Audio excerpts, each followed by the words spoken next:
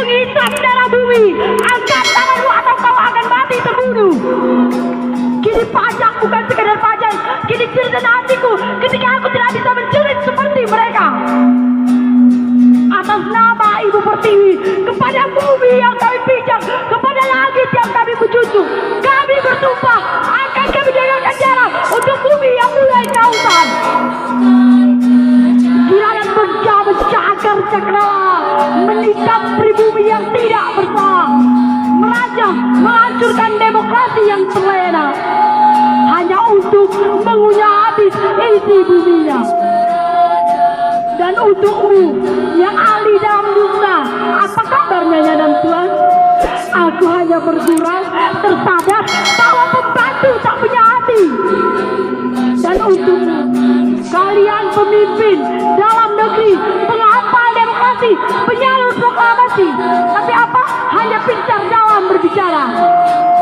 Kami hanya generasi bumi, bukan penghafal demokrasi, bukan penyalur proklamasi, tapi untuk membela negeri, kami siap mati. Tidak akan kami biarkan pribumi teraniaya, Indonesia tertikam. Hei, jelaka yang berjalan terang-terangan penghancur demokrasi, pembunuh Ibu Pertiwi. Kau bisa tega menjajah negeri setelah merdeka ini. Allah, Takengon 9 Oktober 2020. Terima kasih.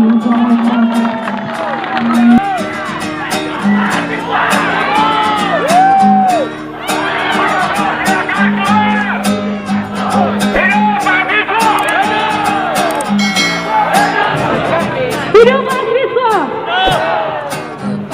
Saya perwakilan dari BMF Unima. Terima kasih kami ucapkan kepada Bapak Polisi, Pak. Kami tahu Pak, tugas Bapak sudah diatur di undang-undang, Pak. Makanya Bapak menjaga fasilitas umum kita, menjaga keamanan masyarakat. Langsung saja, Pak. Kawan-kawan sekalian, Bapak, Ibu DPR sekalian, kita tahu Pak, permasalahan yang kita hadapi saat itu lebih penting, Pak. Di tengah pandemi virus corona ini, Pak, Dewan Perwakilan Rakyat mau mengesahkan undang-undang yang kurang urgensional, Pak.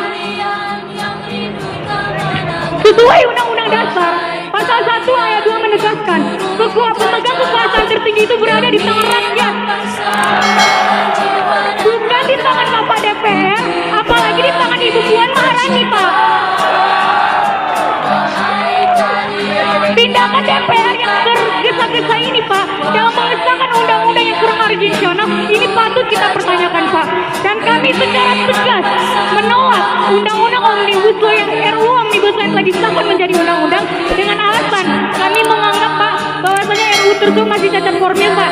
Yang pertama, Pak, naskah draft final RUU Omnibus Law sampai detik ini, Pak, sampai saat ini belum ada yang final, Pak, tapi sudah diketok palu. Badan legislasi DPR, Bapak Zulkifli sendiri yang menyatakan, Pak, bahwasanya draft RUU tersebut masih belum final, Pak. Artinya apa? Artinya RUU itu dibuat tidak dikaji dengan secara matang, Pak. Yang kedua, Pak, pembahasan tingkat kedua sidang paripurna dilaksanakan pada tanggal 6 Oktober, Pak. Itu tidak adanya undangan rapat, Pak. Artinya apa? Tidak adanya transparansi, Pak, di sini. Ini mencederai Undang-Undang Nomor 15 Tahun 2019 tentang perubahan atas Undang-Undang Nomor 12 Tahun 2019 tentang pembentukan peraturan undang-undangan, Pak. Yang ketiga, Pak, alasan kami menolak pembahasan pada tingkat 2 kemarin, Pak, itu tidak dihadiri oleh 257 anggota dewan. Mengapa? Karena undangannya itu secara karena adanya pemberitahuan secara mendesak, Pak. Sehingga 257 anggota dewan itu tidak hadir di sidang paripurna tersebut. Poin keempat, Pak, sidang penutup itu dilakukan pada tanggal 8 Oktober. Padahal jelas-jelas, Pak, sejak tanggal 5 Oktober terjadinya pergolakan di masyarakat, Pak. Dan yang terakhir, pimpinan sidang mematikan mikrofon anggota dewan yang menolak RUU.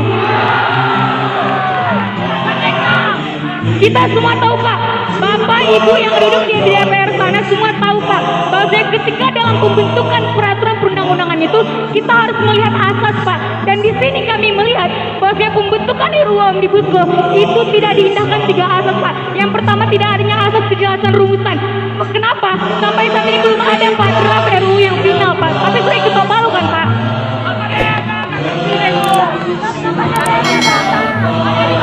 Yang kedua Pak, asas keterbukaan Pak.